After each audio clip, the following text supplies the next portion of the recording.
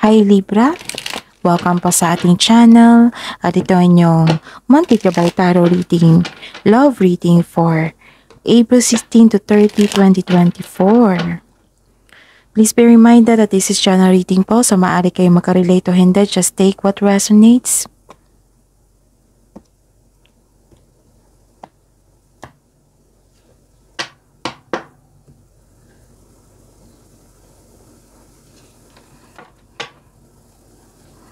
Gamitin ang reading na ito bilang gabay lamang.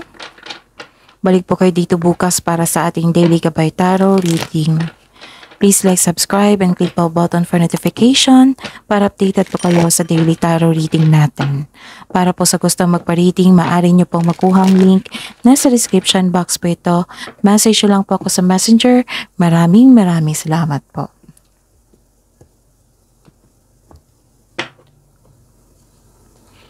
Spirits guides, ano po yung mga ganap regarding po sa love life, self-love, partnership, and romance ni Libra ngayong April 16 to 30, 2024.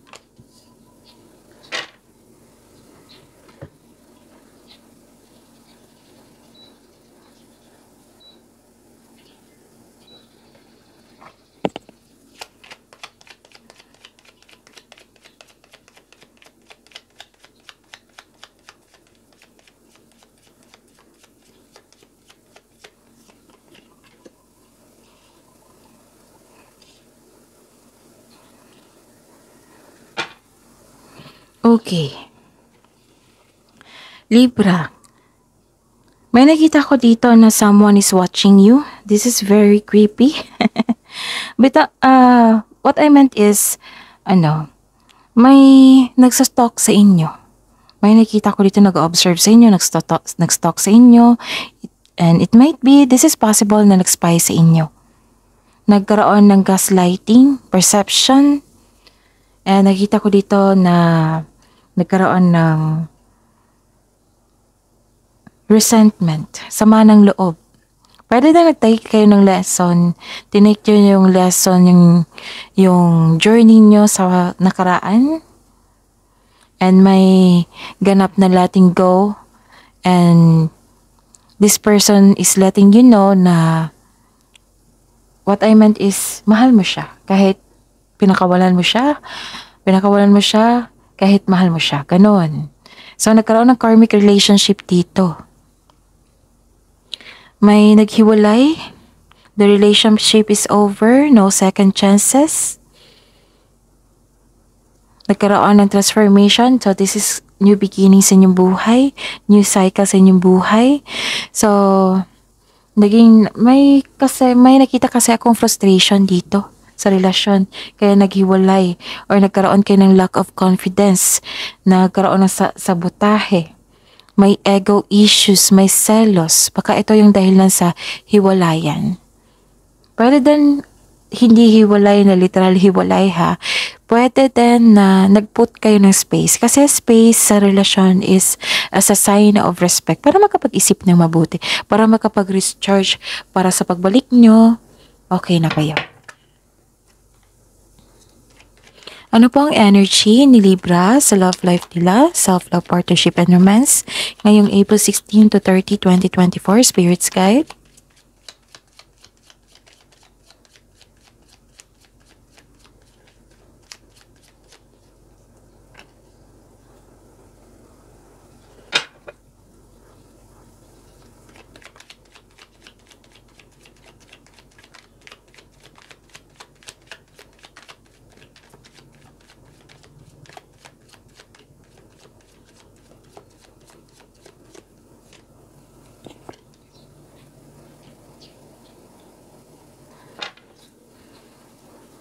Okay.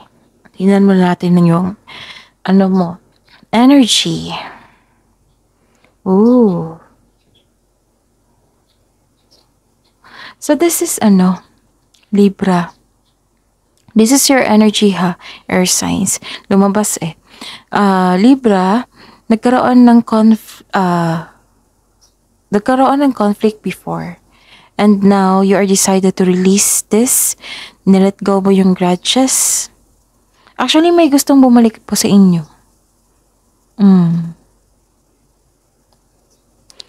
May taong nagsaselos sa inyo.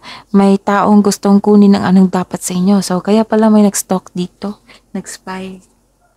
May taong ayaw mag-give up. So, this card asks you to release your old grudges, old emotion, in order to move on. Pero may pagpatawad po na mangyayari. Pwede din na hindi mo na kailangan niya kausapin siya.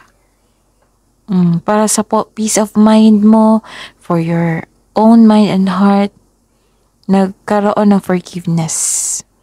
Acceptance and forgiveness. Okay? Ano pa?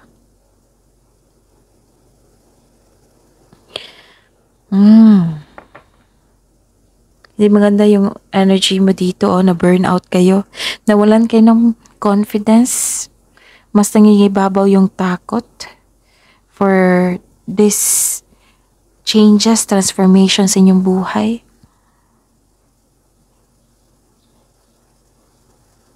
Burnout po kayo, nahirapan kayo sa pag-let go. Kasi mahal mo pa siya eh. Pero nilet go mo, nag-decide ka talaga.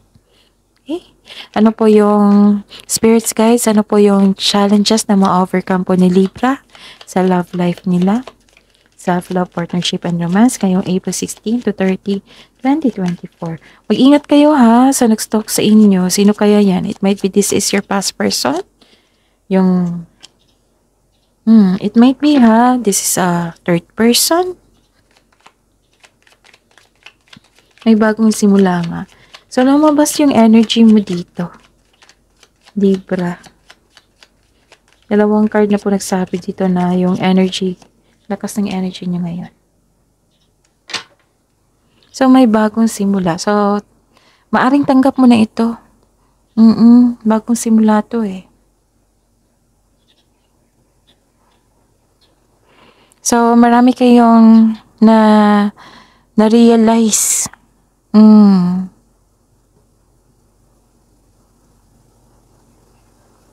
It might be this is sa April 16 to 30, magkakaroon kayo ng masisinang pag-uusap ng inyong partner.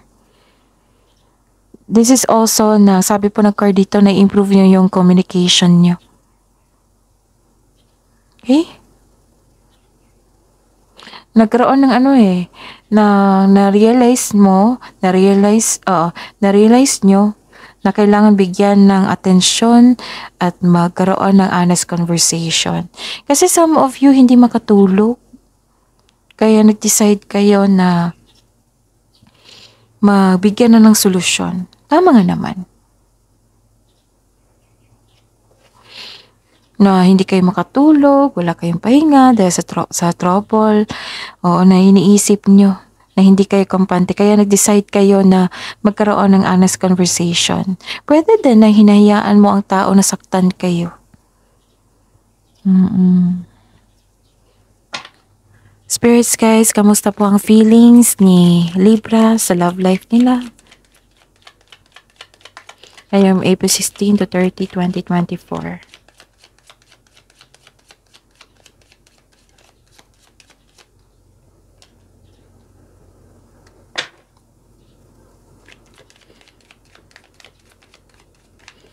Grabe yung energy nyo dito. Talagang lumabas talaga.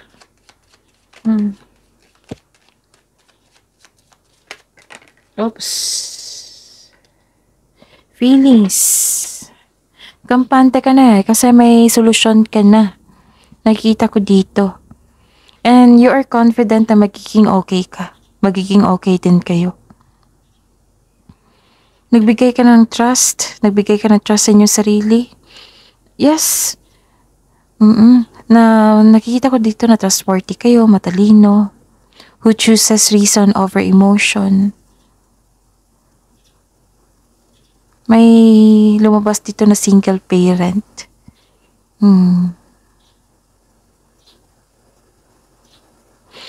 Nag-focus ka dito. Nag-focus ka sa inyong emotion. Pinassess nyo, nagkaroon ng process. Okay? Nag-decide kayo dito, nanindigan kayo. You're learning important things about yourself to bring, marami kang natutunan, self-discovery sa inyong sarili. Nag-set ka din ng boundaries. Magaling kayo magawa ng desisyon. Mas ginagamit yun yung logical kaysa emotion. So, connect to your intuition also po.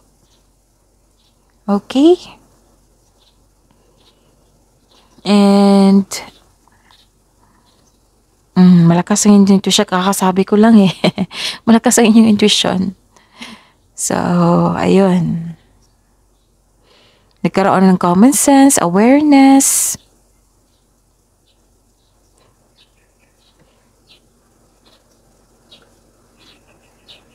Trust your feelings, sabi po dito. Trust your feelings instead of overthinking or overanalyzing. Isipin nyo yung partner nyo. Kahit crush yan, ex, isipin nyo po. Kunin natin yung energy niya. Spirits guides, Libra's person's energy. Ngayong April 16 to 30, 2024.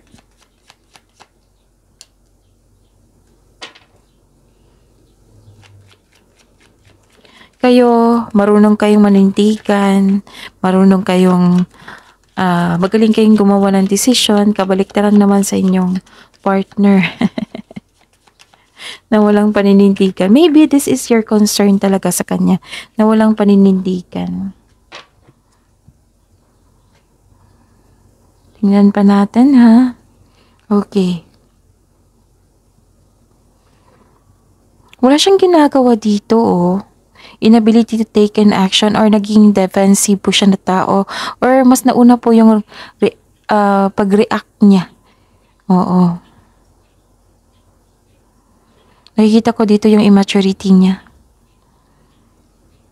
Madali siyang mag-give up. Nako, it might be you ha, it might be this person. Mag-ingat, may manloloko eh, o self-centered. Yun yung concern niya sa iyo. Ganun. Mabilis ito mag-react, defensive to na tao. Pero at least ha, matalino kayo. Pinipili mo yung logical nyo kaysa emotion nyo. Pero siya kabaliktaran sa kanya.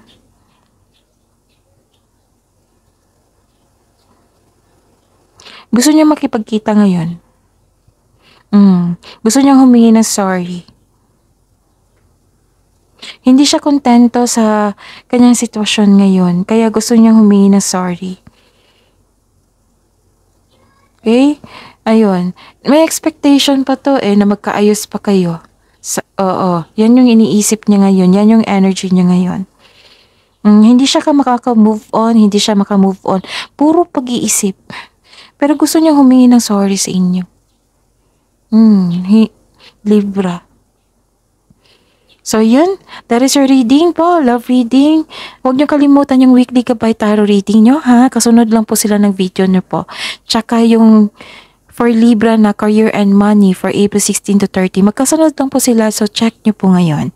Okay? Sa mga gusto mag-personal reading, i-check niyo po yung link na dyan nasa baba. I-click niyo po ang link, then message me for inquiry and for booking.